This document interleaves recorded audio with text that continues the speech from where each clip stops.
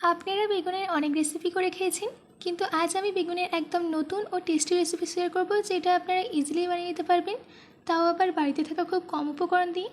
আপনারা যদি বেগুনের এই রেসিপিটা একবার করেন, তাহলে বাড়ির যেই সব সদস্যরা বেগুন খেতে পছন্দ করে না তারাও বানাতে বলবে। তো চলুন বেশি দেরি না করে শুরু করছি আমার আজকের এই সহজ রেসিপি। হ্যালো ফ্রেন্ডস, আমি পিনু কুকিং পিনুতে আপনাদের সবাইকে স্বাগত। এই রেসিপিটা বানানোর জন্য সবার প্রথমে আমি এখানে নিয়েছি 750 গ্রাম বেগুন। এবার আমি বেগুনটাকে কেটে নেব, তার জন্য আমি বেগুনের সামনের অংশটাকে কেটে নিচ্ছি। তারপর বেগুনটাকে এইভাবে কেটে নিতে হবে।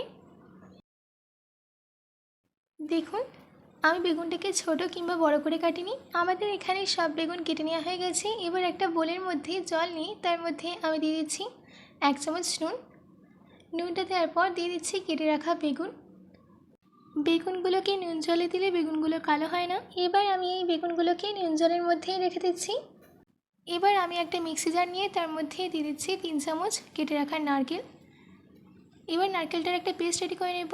দেখুন, আমাদের এখানে পেস্টটা রেডি করে নেওয়া হয়ে গেছে। এবার আমি একটা কড়াইয়ের মধ্যে দিয়ে দিচ্ছি 3 চামচ সাদা তেল। তেল গরম হয়ে গেলে দিয়ে দিতে হবে দুটো মিডিয়াম সাইজের স্লাইস করে নেওয়া পেঁয়াজ। পেঁয়াজটা দেওয়ার পর পেঁয়াজটাকে মিডিয়াম ফ্লেমে 5 মিনিট সতে করে নেব, যাতে পেঁয়াজটা একদম সফট হয়ে যায়। দেখুন, আমাদের এখানে পেঁয়াজের মধ্যে একটা হালকা কালার চলে এসেছে। এবার আমি এর মধ্যে দিয়ে দিচ্ছি কারি পাতা। কারি পাতাটাকে একটু ভেজে নিতে হবে। কারি পাতাটাকে পেঁয়াজের সঙ্গে হালকা ভেজে নেওয়া হয়ে গেলে এর মধ্যে অ্যাড করে দিতে হবে 1.5 চামচ আদা রসুন ও কাঁচা লঙ্কার পেস্ট।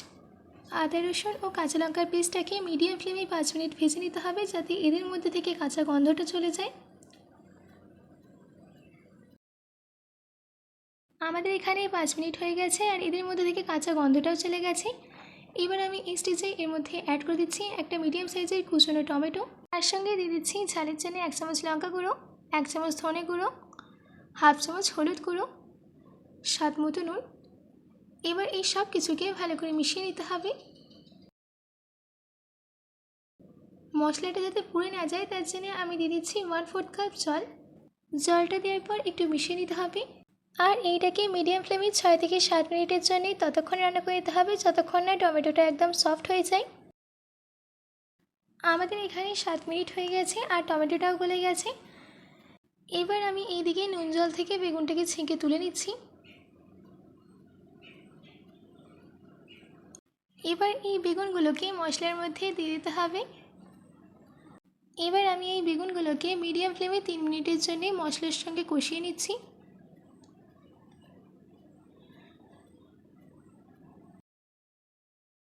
আমাদের এখানে মশলার সঙ্গে বেগুনগুলোকে কষিয়ে নেওয়া হয়ে গেছে। এবার আমি এর মধ্যে অ্যাড করে দিচ্ছি নারকেলের পেস্ট, যেটা আমরা রেডি করে রেখেছিলাম। নারকেলের পেস্টটা দেওয়ার পর ভালো করে মিশিয়ে নিতে হবে।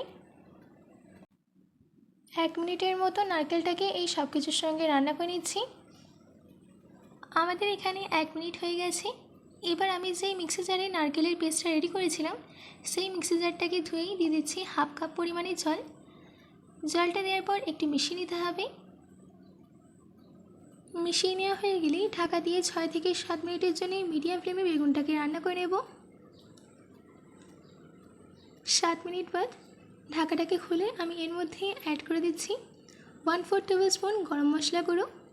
গরম মশলা গুঁড়ো দেওয়ার পর একটু মিশিয়ে নিচ্ছি। ব্যাস, রেডি হয়ে গেছে আমাদের ইজি অ্যান্ড টেস্টি জুসি বেগুনের সবজি। এবার আমি গ্যাসের ফ্লেমটাকে অফ করে দিয়ে সার্ভ করে নিচ্ছি। আশা করছি আমার আজকের এই বেগুনের রেসিপিটা আপনাদের ভালো লেগেছে। বাড়িতে এটি অবশ্যই ট্রাই করবেন ও কমেন্ট বক্সে কমেন্ট করে জানাতে একদম ভুলবেন না। তো আজকের মতো এটুকু, আবার দেখা হচ্ছে অন্য কোনো রেসিপি নিয়ে। ভালো থাকবেন।